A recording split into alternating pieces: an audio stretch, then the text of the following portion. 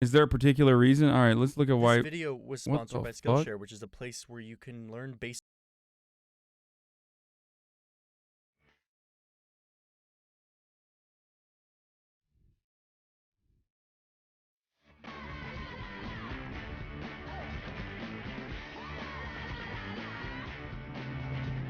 But wait, yes, this is Russia, but Russia is also this, and this, and this. This one country encompasses over 100 languages, spread across 11 time zones. I mean, the place is freaking huge. Countries aren't really supposed to be this big. So how did this happen? How did Russia become so damn big?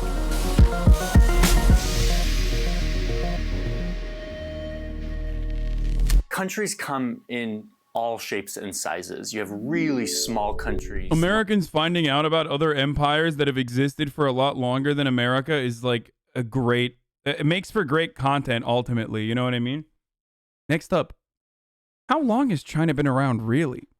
Like here in Europe, the country of Monaco is tiny. It's literally 2 square kilometers, like smaller than most cities. Now that's obviously an outlier. So let's look at a more average sized country like Belgium, more like 11,000 square kilometers. Then you have even bigger countries like France, that are like 550,000 square kilometers. Over here in the United States, where everything is apparently bigger, you have states that are bigger than France. Like the state of Texas is 695,000 square kilometers. All 48 of these continental United States are huge by European standards, at least. This whole continental United States is 8 million square kilometers. So you have all these different sizes of countries. The average sort of looks like this.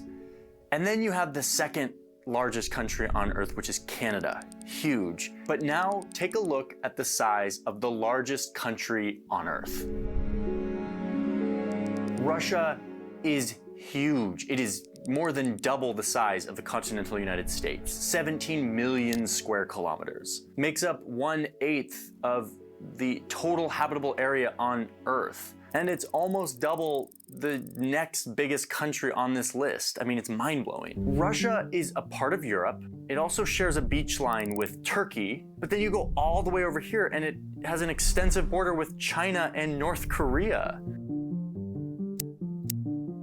Keep going and it stretches all the way up here to where you could literally swim from Russia to the United States, assuming you can swim, you know, like 2.5 miles. So yeah, Russia is huge. It's giant. But not that long ago, Russia wasn't huge. In fact, Seems like there's a lot of land there, brother. I think what we need to do is take over some of that land, brother. I see a lot of land out there. Be a shame if someone took it. Relative to empires and their borders, Russia was kind of a small fish. That's the story I want to tell you. 1,000 years ago, Russia looked like this. A loose group of Slavic peoples who were a growing and prosperous society here in Eastern Europe. But they had a pretty big weakness, and that weakness looked like this. These are flat grasslands, which are very easy to cross if you're an army looking to pillage land. And that's exactly what a group of horse-riding warriors did. These guys were the Mongols, and they basically used this path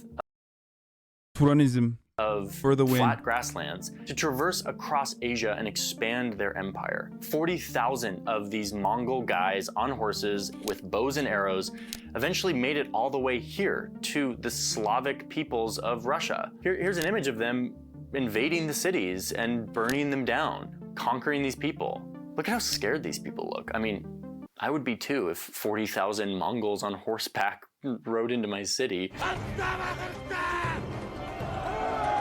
Anyway, so the Mongols take over this little block of Slavic people, and it really weakens their society. It breaks up all the cities that were sort of collaborating with each other. And now they're paying taxes to the Mongols. Like this. Your Turkish people invaded the world. How does that make you feel? Fucking awesome, dude. I think it's time to hold Turks accountable for the crimes of the Mongols, dude. All the rape and pillaging. I mean, seriously, it's time for someone should finally say something. I'm sick and tired of them getting away. No, that's my favorite type of person. Like, My favorite type of person is like, it's time to cancel people for Genghis Khan. Okay, it's pretty fucked up. Like, there's a point in history. There's a point in history where, like, and I don't know what the exact point in history is. I guess if it's like I guess if it hasn't become just our normal mode of being, that you can fucking answer crimes for your ancestors, I guess. And acknowledge things that your ancestors have done. But I believe Mongolians are like, they're like one step above being like, actually, every human being needs to fucking answer for the crimes against Neanderthals. Like, you know what I mean? It's literally like, it's like one step above that.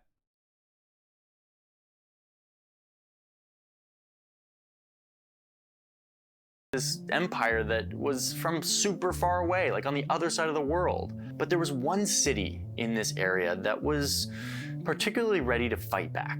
They were quietly getting more powerful. This city was called Muscovy, or Moscow eventually, and it became the regional epicenter for trading fur, which is a thing that was becoming all the rage in Europe. Moscow was also learning how to use gunpowder and guns and technology from Europe, and before long, they were able to punch back against the Mongols, whose big-ass empire was getting really big and hard to maintain, and it was sort of starting to crack, and Moscow was there to take advantage. Well, it's partially because these motherfuckers were just nomadic as shit and literally did not it did not really, from what I understand, and maybe I'm wrong, history nerds are going to get mad at me, but did not care about nation building at all, and literally were just like, nah, I want to suckle on horse titties and you know, drink fucking horse milk and pillage.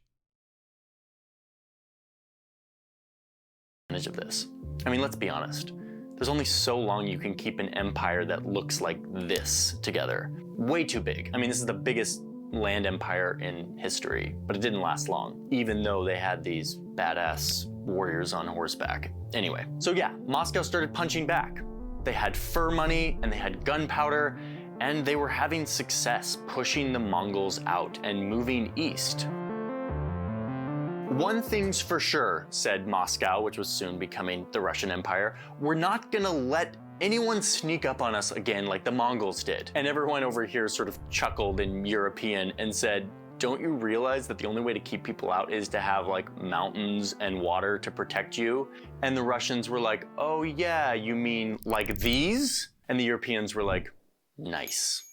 So Moscow, which was just a city but is now becoming the Russian Empire, starts expanding towards these mountains, and soon they have like a nice empire-sized set of borders. Some mountains for protection, they have an economy of fur, they have technology and commerce, they're getting rich. Things are looking good for Russia. But wait a minute, can we overlay that green layer on the map that shows the superhighway of grasslands that the Mongols used to invade? Yeah, that one. That one.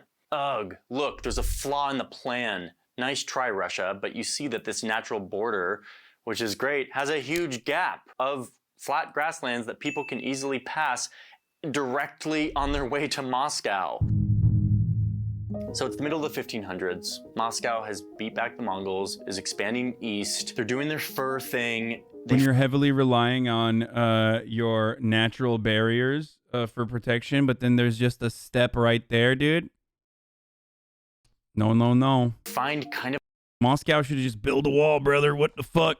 a natural border, but it doesn't build a goddamn wall, brother. So they're still looking for a natural border or water or something to buffer their country to the east. And then this terrible guy comes into power. His name was literally Ivan the Terrible. And he had some pretty big ambitions for expanding Russia. He's like, dude, we don't need to stop at these mountains. Let's see how far we can push this thing east, way past the mountains. What he finds on the other side of these mountains is a very sparsely populated land of ice called Siberia. There wasn't a lot of people here, and the people that were there weren't super resistant to this Russian takeover. The main thing that the Russians had to fight against was the cold. But with cold comes furry animals who have thick coats of fur, which again was incredibly valuable in European markets. And that helped fuel this race to just keep going east.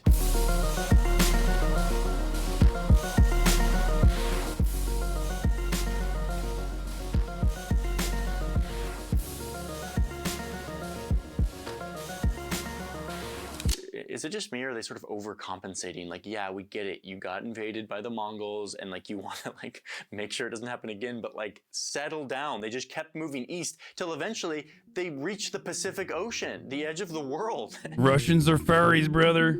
I knew But it. they didn't stop there. They just kept going. I mean, listen, this is so far away from the original starting point of Moscow. And it started to get to the point where the government back in Moscow was sort of sending out expeditions, not really sure what they were doing and what they were taking over, because they couldn't really like stay in touch with them. They were just sort of hoping for the best. After one Russian dude went out on an expedition and conquered some remote city in the Far East, a government official back in Moscow said, nobody really knows why he did that and to what end. There is, however, something erotic taking place in the borders of our empire. Erotic. I guess that's one way to talk about it. But here's the most Okay, they're fucking furries confirmed, dude. Also, why are you kink shaming? interesting That's what he was doing. part to me about this Russian imperialism that is very different than most imperialism that I've looked into. When the Russians would find a tribe or a people or a culture that was very different than theirs because they were so far from home, they first tried to negotiate with them and convince them to join the Russian Empire. If people resisted, it got very predictable imperialism very quickly. But a lot of tribes didn't resist, and they found it beneficial to be a part of this growing empire. So this empire grew without a lot of conflict, and in the process, enveloping a lot of cultures that sort of kept their identity, their language, their culture far, far away from Moscow. Because of this, Russia today is, yes, this huge landmass, but perhaps a better way to look at it is this.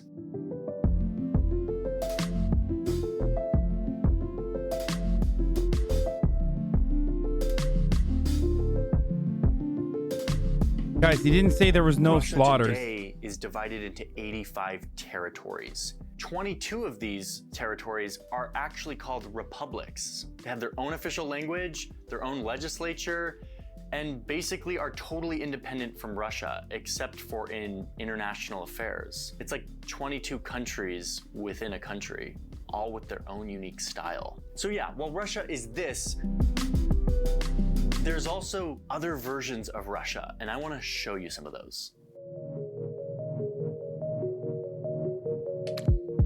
Stop one, let's look at the Republic of Sakha. It's located way in the east, and it's huge, 3.1 million square kilometers, massive. This place is in a time zone 6 hours ahead of Moscow. The people here don't look like Putin at all. Their ancestors are not from the original Moscow, Russia area, and they speak their own Northern Siberian Turkic language as well. The capital of this Russian Republic is way up here. It's called Yakutsk. It's the coldest large city on Earth, with an average temperature of -8 degrees centigrade. And this whole region God. is full of these giant holes. In these holes, they're looking for diamonds. Your mom. 25% of the world's diamonds are mined in this republic. So yeah, this is Russia. Next stop down here is Dagestan, Got 'em. which borders the countries of Azerbaijan and Georgia. Literally means the mountain republic, by the way. Climate here is so different than what I think of when I think of Russia. It is hot, In Turkish, and at least. dry, and people here It's just fucking mountains, dude. It's literally all it is. And that's where Khabib comes from, too. One of the greatest fighters of all time. speak 13 different official languages besides Russian. Plus, there's a bunch of unofficial languages. And 83% of the people here identify as Muslim, which again, like, I don't think of Muslims in Russia, but this is Russia. Oh, there's a right fuckload of Muslims in Russia, brother. next to Chechnya, which is another part of Russia, which is politically and culturally very much doing its own thing. The people here declared independence in the 90s. Dude, don't even get me started on fucking Chechnya. Okay, listen. Dude, Jesny Brock literally did a fucking video with this guy recently. People here declared independence in the 90s, which caused rebel groups to militarize, and then there was war and terrorist attacks, and people died, and Putin may or may not have planned a bombing to frame Chechnyan terrorists to then go to war with them so he could get approval ratings so he could take over the country, become an authoritarian leader. No, wait, no, I'm not going down the freaking rabbit hole. Wait, isn't that is that actually is that confirmed? The fake bombing, or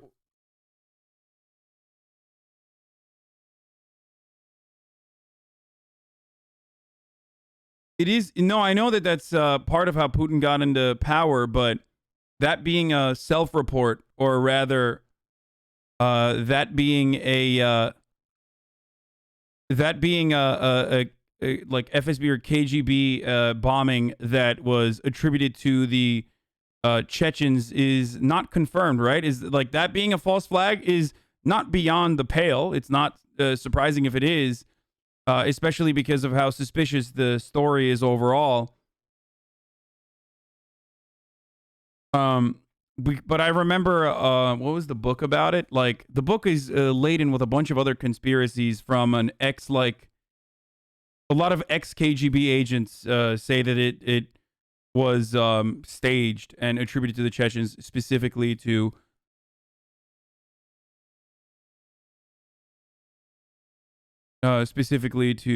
rise to power. American white liberal learning about the rest of the world, sounding like a cute puppy while doing is the best content. Hold on, I gotta sneeze.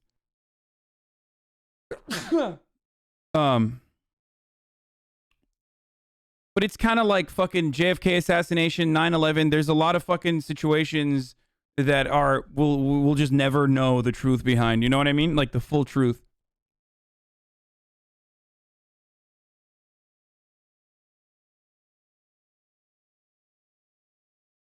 Stephen Paddock, another one.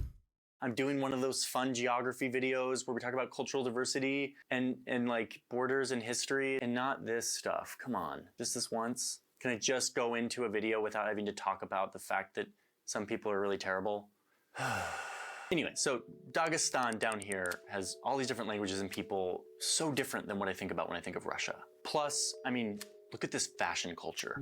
More sensitive video content ahead of this? There's a really? republic here right on these mountains that we talked about that were sort of a good natural border but had a big hole in them, the Ural Mountains. This is the Komi Republic. The main thing about this republic is it doesn't look like the sort of ice-swept Moscow streets that I'm used to of Russia. This place is known for its natural beauty, beautiful landscapes, and where the gulags were, the brutal Russian prisons during the Soviet times, where they would do terrible things. Anyway, there's these beautiful rock formations that are super unique, and people aren't supposed to climb on them because there wasn't really anything, but legend still. And it's bad luck. But of course, foreigners show up and do stupid things, and they couldn't resist, and here they are. Anyway, this is Russia. Okay, a couple more. You have this Republic of Kalmykia. You just need to look at this place and its people to know that this feels very different than what you think of as Russia.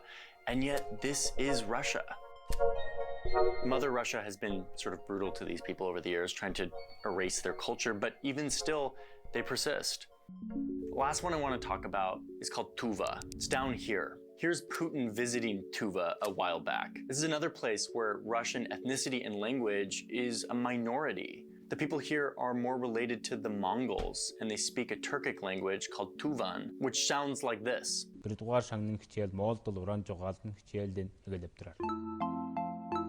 So yeah, the upshot here is that this is Russia, but so is this, and this, and this, and this. This dude should just say not Slavic instead of not what you think is Russian. Yeah, I mean, those guys are technically under that umbrella, but they're Turkic Russians versus... searching for a... But by the way, this is why, in some respects, this is precisely why, because of the Ottoman Empire, it's very difficult to pinpoint like racialized issues within Turkish borders as well.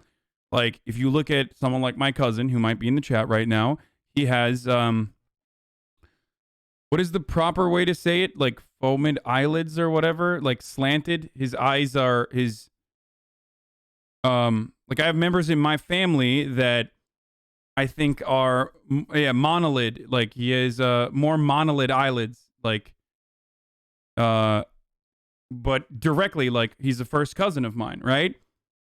Epicanthal folds. Yeah, okay. That's what I mean. I don't fucking know. Anyway, listen.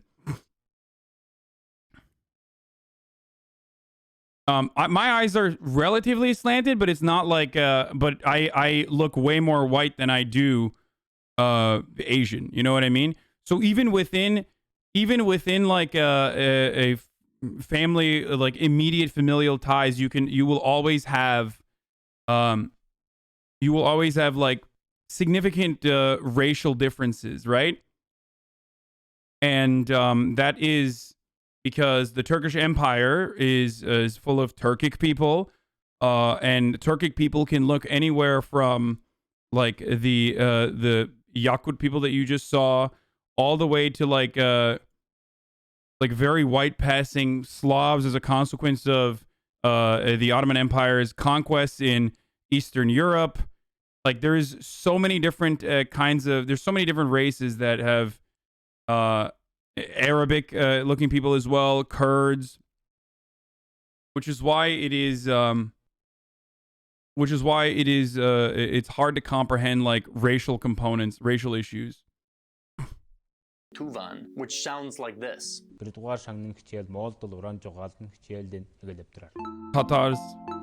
So yeah, the upshot here is that this is Russia, but so is this, and this, and this, and this. Russia got really big as they were searching for a border and for fur, and they just kept expanding their empire, enveloping all of the people and cultures that came with it. Okay, let me just be clear about something. Russia is giant. This video is not 15 hours long, and so I was able to give a very brief overview of the history.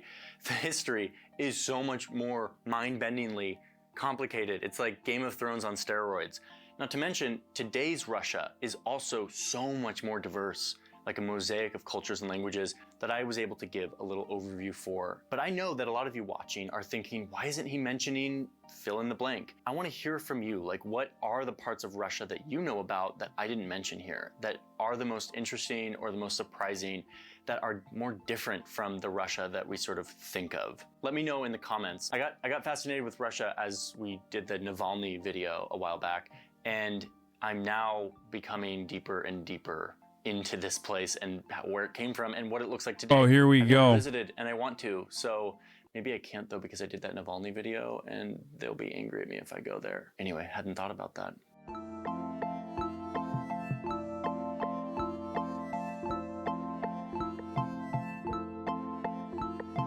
Please tell me he like made a pro Navalny video. Did he do a fucking pro Navalny video? There's no way he didn't mention like Navalny being hyper nationalist and shit like that, right?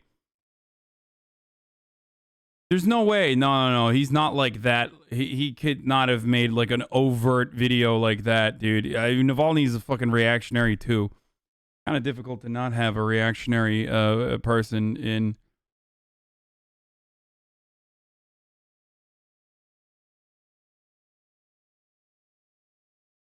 He did mention it? Yeah, exactly. No. He wouldn't do that. Like there's no way he would have done like a fucking pro Navalny video. There's just no way that he would do it. No, I didn't watch it. I did not. I purposely didn't watch it. Is Putin not a reactionary? He's a gigantic. He is the reactionary motherfucker. What do you mean? Putin is the main reactionary, but his main opposition is also very fucking reactionary personally. Okay, before you go, I want to tell you how you can sign up for Skill. Okay.